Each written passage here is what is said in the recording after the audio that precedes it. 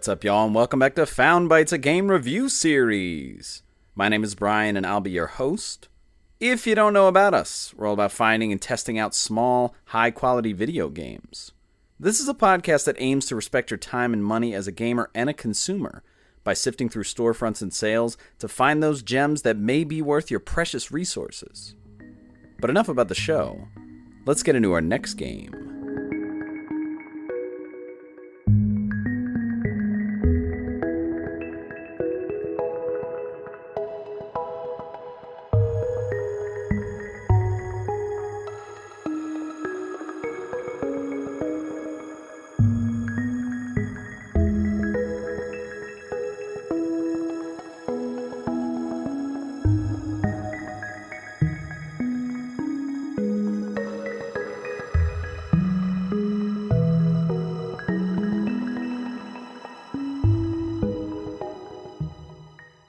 Wall World is the game for this week's episode.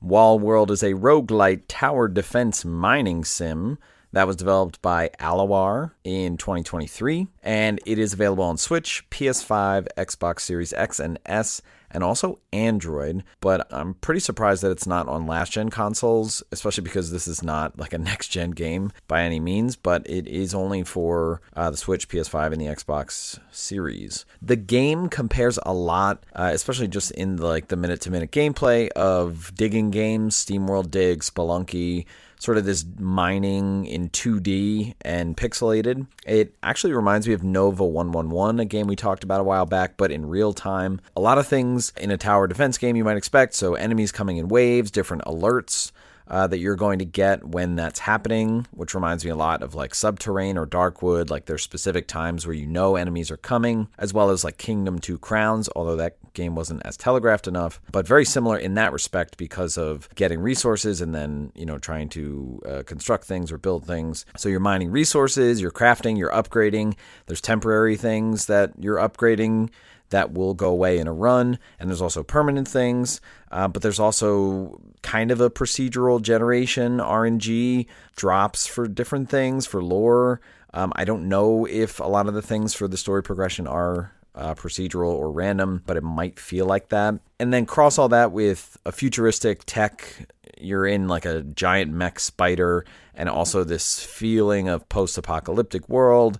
Reminds me a lot of Into the Breach and Jusant, a strange cross between those two, especially because sort of the idea of being in a post-apocalyptic, it's almost like a reset, but you have all this tech and this futuristic type stuff. A lot of all of those games combined, as well as games like Merchant of the Skies and Turmoil, where you're kind of, reacting in real time, getting things going while you're not there, collecting resources, so on and so forth. The price of the game, so it is on console for $9.99. I think the Steam price is cheaper at $6.99, so I'm not sure why there's a price difference there. On howlongtobeat.com, it says 11 hours. I think that's just doing the story. There's definitely a lot of things to collect. I don't exactly know how much I have, but I am getting trophies for like collect 3 of these things or 10 of these things or have this happen so many times. So there is sort of the completionist out there. Might take you over 20 hours. I've been playing it on PS5. I got it on sale for $3.99. And I've probably put in about 6 hours. And I believe the mark of how you know how far you progressed is if you're getting these crypto keys. I think there are 6 and I have 3. So I guess I'm about halfway. But I'm really milking my runs and just, getting into the rinse and repeat of it. The developer and publisher, it's the same, is Alawar. I don't know much about them. They do have a big website. And on their site, it says they make mid-core and casual games. Some other games that they've done the Beholder series. I think I bought one of those on PS4. And a game called Do Not Feed the Monkeys. That sounds familiar. I think people have talked about it before, but I haven't played it. But I really don't know anything about this team or this game. I didn't really hear about it. I did see it on sale a while ago, maybe like a month or two. And I think it might have actually been cheaper than $3.99, but I missed it. But I put it on my watch list, and I was super into the gameplay and sort of the vagueness of the story, so I decided to give it a shot.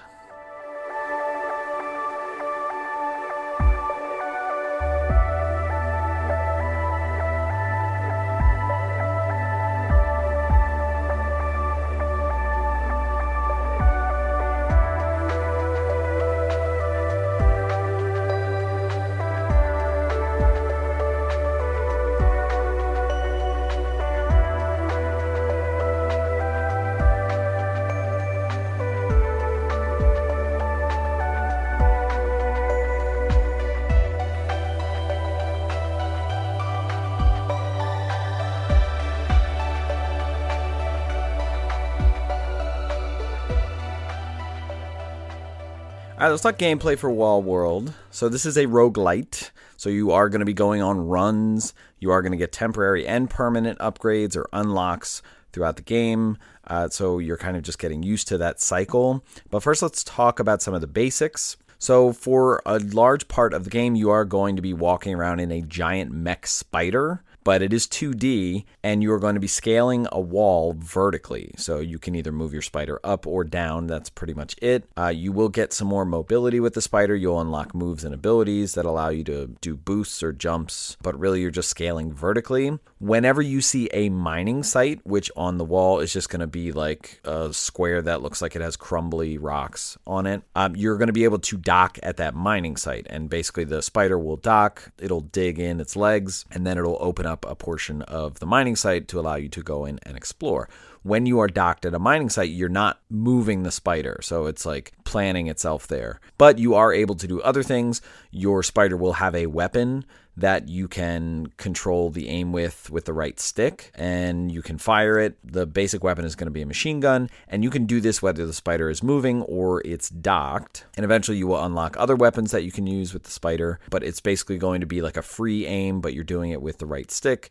So you'll see a little cursor. You can actually push the cursor further out, but it's still going to have sort of the same arc of motion, like a 180. Now, when you are docked, you'll actually notice that you are controlling a little miner. He can either be connected to the spider or disconnect from the spider. So as soon as you undock, the miner stays connected. And when you are connected as the miner, you can, like I said, control the gun of the spider. You can access the upgrade menu for the spider in your run. But at the moment that you disconnect, you're going to just be the miner in kind of like this free floating environment where you can just move freely. It's not really explained. It's not like you're in water, but I don't see like a visible jetpack or anything like that. But you are just moving freely with the stick floating through the environment. And that is when you can actually leave the spider and go into whatever mine that has been opened. And when you are the miner, just like when you are the spider, it's kind of like a twin stick shooter. So with the left joystick, you're moving freely. And then with the right, you are doing a 360 aim with the miner because you're going to be exploring and you can sort of aim at things all around you. And what you're going to be aiming is either your laser drill, which is going to allow you to break rocks and collect things, or your vacuum suction, which is how you're going to collect the resources that you get from the blocks. Both of them, you just hold them to keep them going, and then you can free, like I said, 360 aim them.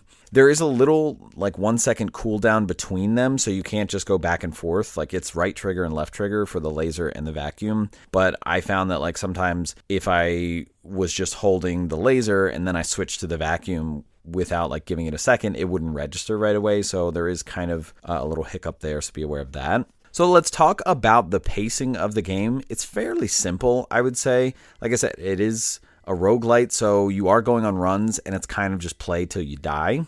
But the main things when you are in these runs that you're going to come across is either mining, which we talked about, or combat. So it's kind of like the ebb and flow of that. So let's get into the mining aspect of it. And again, this is when your spider is docked and your character, the little miner, is kind of free moving. You can break blocks with your laser, and you can collect resources, and you can basically explore. But each mine that you're going to open up that the spider's going to shoot open is going to have a varied size and a varied terrain, which is like sort of like a coating that you'll see on the bricks. And that's going to kind of give you some insight. I don't know if there's some intention. I think this is where the procedural generation comes in. But you're not going to be able to see that beforehand. Like when you're just going up and down with the spider and trying to find a mining site, it's not going to show you anything behind it. So you won't be able to see it until it docks and kind of shoots in and opens up some of the mine. But the basic cycle is when you jump into a mine, you're breaking the blocks with the drill, and there are going to be different types that will vary in terms of how long it takes your laser to break them. And again, kind of whatever coating might be on them could indicate that. But anytime you break any block, it's going to give you currency that goes all the way up in the right corner, and these are for permanent upgrades. So this is permanent currency. As long as you're breaking blocks, you're getting this permanent currency that you'll be able to use in between runs. And also, as you're breaking blocks, it's going to open up the path more. So it allows you to explore further into that mine, except when you get up to the edge, which is just like a black wall. And this will be very obvious when you can't break anymore, especially because you can kind of see the cracks or the lines in the blocks. And as you shoot it with your drill before it sort of blows up the block, it'll actually like light up the cracks in it so that you're sure that, hey, this is a block. Some of the blocks will have resources in them, and you'll see it visually if it's like the immediate exposed layer. And when you break these blocks, they'll release a certain number of resource gems, and there are many different types, which we'll talk about. But as soon as you explode that block, they'll actually fall. So gravity's acting here. And they'll fall to whatever the ground is. And if the ground happens to be more blocks and you break those blocks, they'll keep falling. But basically, when you release those resources, that's what you need to use the vacuum for to suck them up. Now, your character has a limited carrying capacity, and you'll see a meter start to fill up right above your character as you're getting resources. And once you are sort of full in your carrying capacity, you're going to have to return to the ship to empty it. So return to the spider, and as soon as you cross the barrier between the mine and the spider, it'll automatically like upload it to whatever storage is in your spider. So you can just pop in and then pop back out. And these resources are going to be used to unlock upgrades for the run, which we'll talk about.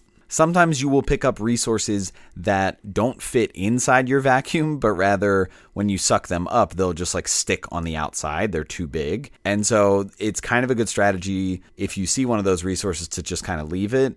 And then once you fill up your vacuum, then use the suction to put that on the outside. And then you're bringing all of that stuff back to the ship at the same time. And of course, you're exploring and discovering when you're going into these mines. So sometimes you'll come across little rooms that'll have an interact button and will have a free upgrade that it gives to you. You'll find new weapons for your ships sometimes, or you'll find certain tools that'll help you with mining. Sometimes you'll find blueprints, and these are what are going to allow you the permanent upgrades. And they'll have like levels of them. So when you get access to a permanent upgrade, you'll have to find the blueprints for like the next level up. Sometimes you will come across small rooms when the spider chooses to open up a mining location, and sometimes these might just have little lore bits, like notes that were left behind, and you'll see like maybe there's a skeleton left over in that room, so like there was a person here who wrote this note, so you are getting that sort of little lore bit here and then. And then, of course, sometimes you're going to get these crypto keys. Now, I believe this is how you're progressing through the game, because on the main menu in between runs, if you have a key or you got a key on that last run, your character will talk to another character about like, oh, you found another key. And I believe they said the first time that I saw it that there are 6 out there. I don't know if that is quote unquote beating the game, but it certainly seems like that is how you're gauging how far in the game you're getting. Now, of course, like we talked about, this is procedurally generated. So I think as soon as the run starts, maybe it's decided what mine has what in it. So there is no necessarily rhyme or reason to like which stuff or which resources are in which mines, how close to the start. But of course, the size and the depth of the caves is going to vary, as well as if there's like a special cave drop or like a special room. So let's get into the defend aspect and talk about combat or threats coming to you. So the threats that you're going to experience are going to come from outside the spider. So you're not going to experience them like in the mines that you open up. You're actually going to have to get back to the spider to deal with the threat. So this is where there's going to be a threat meter in the bottom left that is kind of slowly going up. And then when it hits the max, the alarm will sound. And that means like, hey, you have to get back to the spider, connect, and deal with the threats. Now, you should even keep an eye on that meter, especially if it's gone off a couple times or you find yourself very far in the run, because you want to anticipate it, because as soon as that alarm goes off, enemies are coming. Sometimes if you are in the spider and trying to go from mining space to mining space, if you keep going in one direction for like a long time, that actually might trigger a threat as well. And it's like not in sync with the meter. So like if you're just traveling up really far for a long time, sometimes like there will be a horde of enemies and the alarm will sound, but the meter will still be going up for wherever it was. I'm not sure how that is sort of coincided, but I think it's like not wanting you to move too much or like threatening you if you move too much, maybe. Also, the major threat in the run is that as soon as you start, there's a 20-minute counter at the top of the screen that starts counting down. And what that's counting down to is like the boss, which we'll talk about in a second. So let's just talk generally about enemies. So once the threat comes and the alarm is sounded. You got to get back to the spider, and once you're in there, you're going to start to see enemies approaching you in the spider. And some of these are going to be flyers and shooters. Some of them are going to be walking along the wall. Some of them are actually going to be spawners. They're going to be shooting out more enemies. If they're flying in, they're probably flying in directly from the left. But sometimes, especially as you get further along in a run, they'll come sort of at an angle. They'll come at varying speeds. Some of them will be kamikazes. And also some of them are going to have varying shoot distance, like they're going to need to get either really close or they can shoot from really far. And of course, they also do varying amounts of damage to you. Now, like I said, the walkers are going to come from the top and the bottom, so you kind of have to keep your eye on pretty much everywhere to the left as well as above and below you. Sometimes there'll be small enemies kind of marching to you in swarms. Other times there'll be bigger ones. But as the run progresses, these waves are going to get progressively more difficult, have different types of enemies. You know, you'll consistently be seeing newer types as you get further in a run. And then hopefully if you happen to die, like you'll come back and you'll be ready for them the next time you see them. Regardless of the enemy, they have a varied amount of HP or number of hits that you need to hit them with. Some have specific spots they need to be hit on, or at least will do extra damage so you can kill them more quickly. And what's nice about the spider, don't forget, it can move and you can be in combat at the same time. So sometimes if the encounter is getting out of hand, you might actually want to undock the spider and move up and down. But while you are in combat, again, you're using your right stick to aim the gun in sort of like a 180, but it does take time for the gun to get to where you're aiming. You can also change weapons if you have more. There's a way to do it with the D-pad, but there's also like a wheel that can pop up and pause it. Your spider will also get special moves eventually. When you are in combat, though, you do want to monitor your HP. If at any point you want to access the upgrade menu, it's really nice because that kind of pauses the game. And there is a healing mechanic in the game that you access through the upgrade menu. So if you're ever sort of in peril, you'll be able to do that. And then, of course, when a boss comes, when the boss encounter comes, I think it's like the same boss. It's just like this giant black tentacle monster that's like all the way on the left of the screen. It's interesting because when that 20-minute meter counts down, you're in this sort of boss arena, which is basically this giant tentacle monster blocking off like a certain space to the top and the bottom. So like you're kind of stuck in here until you finish the encounter. And the boss will gradually shoot some things. They are small or big projectiles, but they're kind of slow. Every now and then it'll do an AoE slam, but it is telegraphed with like a visual, this is where it's going to happen. So you do have enough time to get out of the way. Also, while the boss is there, there are massive enemy swarms. So like this encounter, when the 20 minutes ticks down, like you need to be ready for, because it can be pretty crazy. I don't know what stops it, like how you get through it, although I have gotten through it a bunch. I think there are spots on it that you can hit, but I think mainly the goal is just to outlast, like not die. And after a certain amount of time, it'll go away and it'll reset the counter. The first time I played, it took me about 6 or 7 runs before I actually beat one of them. And when you do, it's just like, hey, you beat that. That's great. Go back to what you were doing. So you're kind of just continuing on the run. Again, that 20-minute clock just starts again. Now let's talk about upgrading, because this is going to be the lifeblood of you in the runs, trying to get further, trying to progress yourself. So you are collecting these resources and you're putting them back in the spider. Using these when you're in the spider in the upgrade menu is how you're going to make your run better. So you'll go into the spider and you'll access the menu, and basically different resources can purchase from like a skill tree. Now, like I said, you're mining different resources and they are different shapes or different colors, and each one of them is going to have sort of like different purposes for use in the upgrade menu. I feel like it's pixelated and it took me maybe a little bit to discern. It might be my color blindness, but I didn't find it too egregious. Like eventually I was like, okay, that one's kind of blue, but it's circle shaped. That one's kind of blue and it's shaped like a, I don't know, like a statue or something like that. In the upgrade menu, there's going to be specific requirements. And as long as you bring back resources into the spider, you're going to be able to dig from the pool that you brought in. And the way that the upgrade tree works is there are different sort of categories or subheadings for each entity. So one would be your starting weapon for your spider, which is the machine gun. So you can upgrade different aspects of it, like the rotation speed, so it'll get to where your cursor is faster. You can reduce the spread of the fire. You can increase the fire rate. You can increase the damage of each bullet. You can upgrade your suit, meaning like the miner when it's going in the mine, so how fast it moves, the drill efficiency, so if you up that, you're going to break blocks a lot faster. The range of the drill, how many resources you get from breaking a block that has resources in it, all kinds of things like that. And then you can upgrade your spider. This is where there'll be one aspect that you can use to heal, and you can use it multiple times in a row. And then there'll be like different things where you're unlocking the ability to use different resources to heal you. So there's a lot of versatility in the healing aspect. And then anytime you get an added tool or a different spider weapon, it'll show up another like tier or another category of things to upgrade. So anytime you get a new weapon like a grenade launcher, a bomb thrower, a stake shooter, a shotgun, you'll be able to upgrade them individually. And the other tools that you'll get like a dock station that spawns in your spider, and you can take it with you anytime you want to go mining.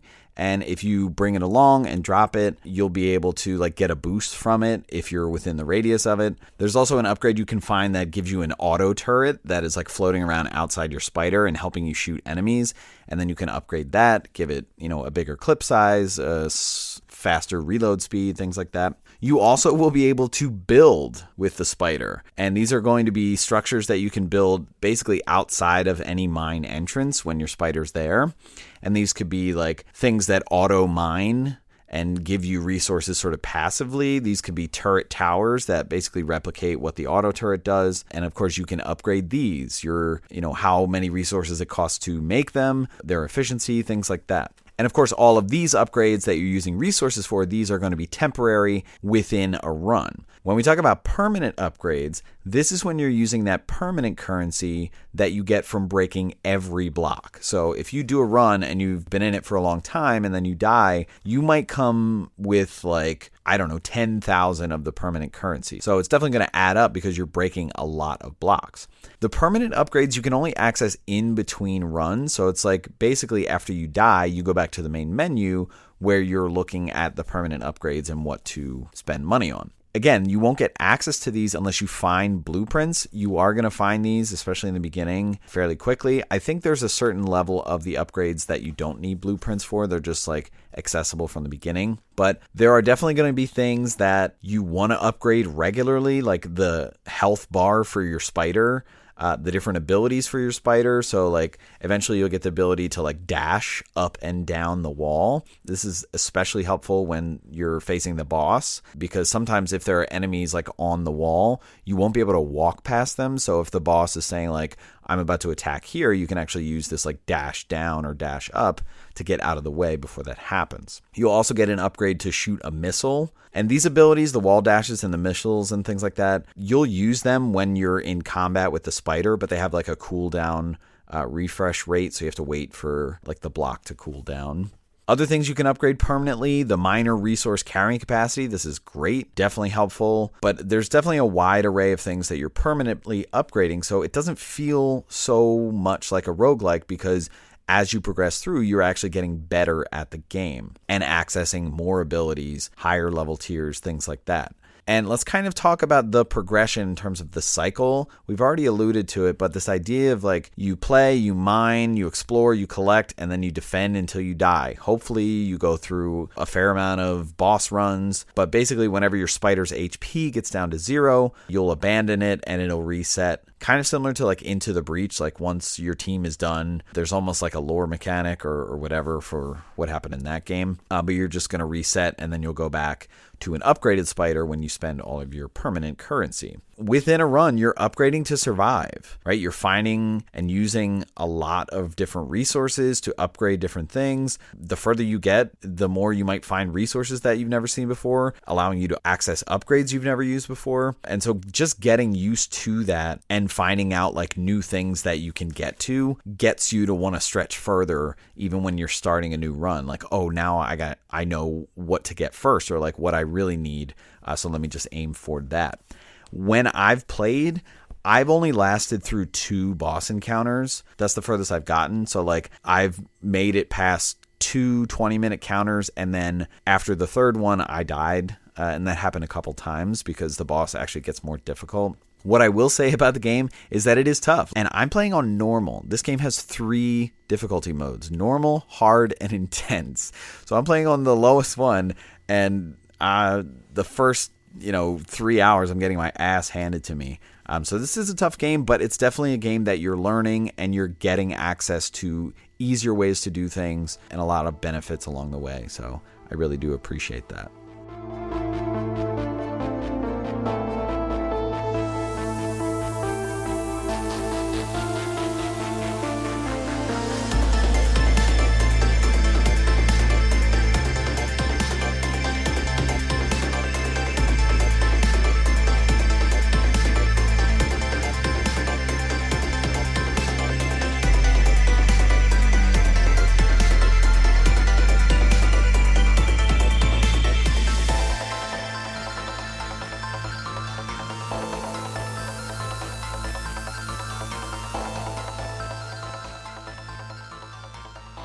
All right, let's talk about the vibe of Wall World, and let's get into themes and settings. So this definitely feels like a dystopian, post-apocalyptic world. I don't really know everything that's going on in terms of detail or even what you are, who you are, but I guess there's a mining civilization people are exploring, and this world is just a giant wall. I don't know what planet this is supposed to be. I don't know if the effects of gravity are, selective, but basically the entire world is just this wall on one side, and I don't know if it's infinite up and infinite down. It seems like it's been here a while. I mean, you're picking up on lore, different notes left by different characters that are unnamed. I mean, it's just unknown people. So you're piecing together sort of the past of the people or the troubles that went on here, but it's all very vague. It's certainly vague in terms of you. There is a time where like you are talking to another character when you're on the main menu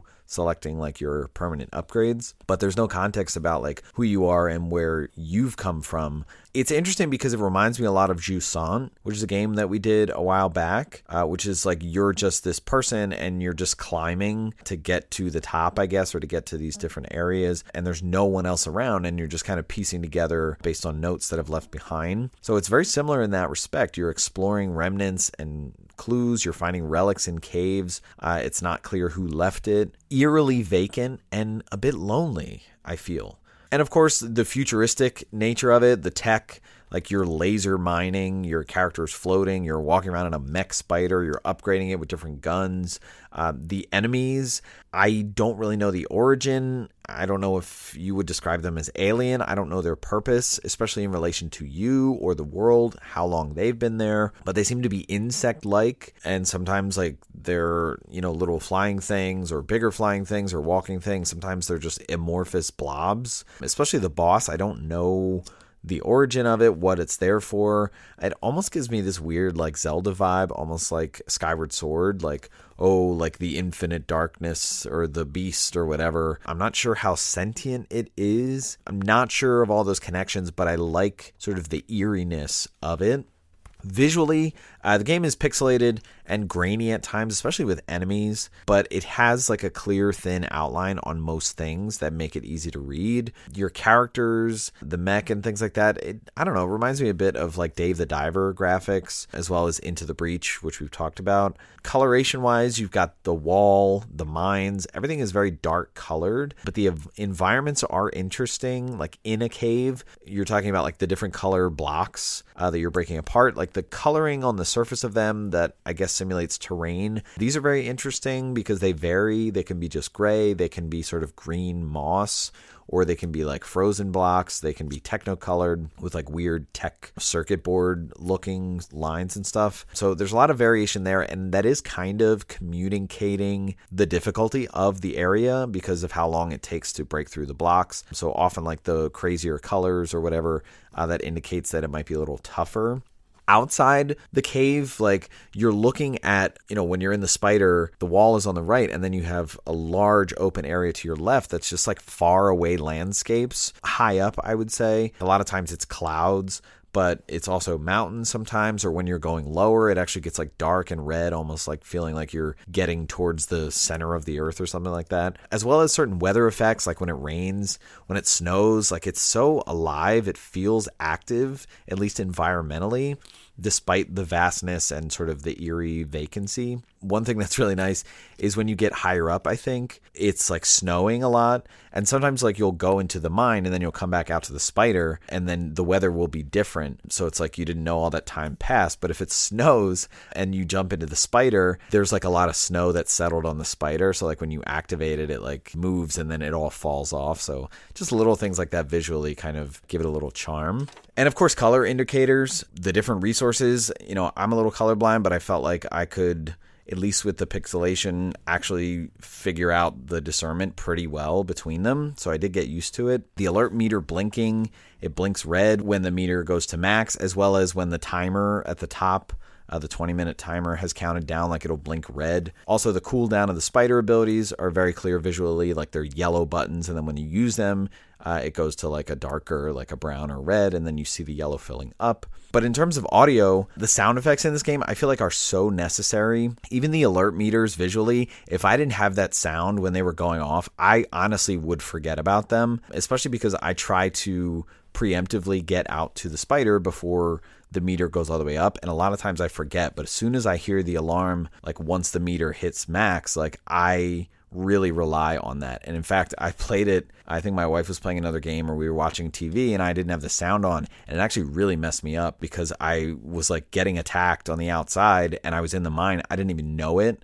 because I wasn't looking over at the meter and I couldn't hear it. But other sound effects are really good. Like when bullets hit an enemy, you'll hear them like squish if they die, which is helpful because you can actually shoot enemies off screen. So a lot of times I was like, as soon as I got in the spider, if I didn't see any enemies, I was just firing away straight to the left, hoping that like a swarm was coming from there. And actually a lot of times like I would hear squishes before I would even see an enemy, as well as if enemies are hitting you and you don't realize it, like the walking enemies that are coming from the top and from the bottom, a lot of times they'll like overlap at the edge of the spider, but they'll be hitting you and you'll hear like metal tinks that are telling you like, hey, you're getting hit.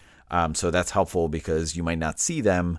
The music in this game, very simple, yet very serene and relaxing, which is really one of my main praises about this game. I found it so relaxing to play this. Obviously, the combat can be a little stressful, but I like the idea of like a mining sim, like just what might seem like monotonous work. It can be so soothing, especially if the music and the audio is like putting you in that mood of relaxation.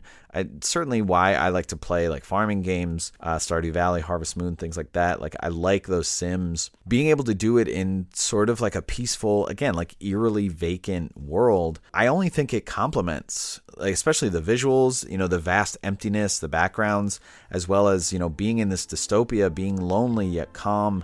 It's sort of eerily beautiful, and I really appreciate that.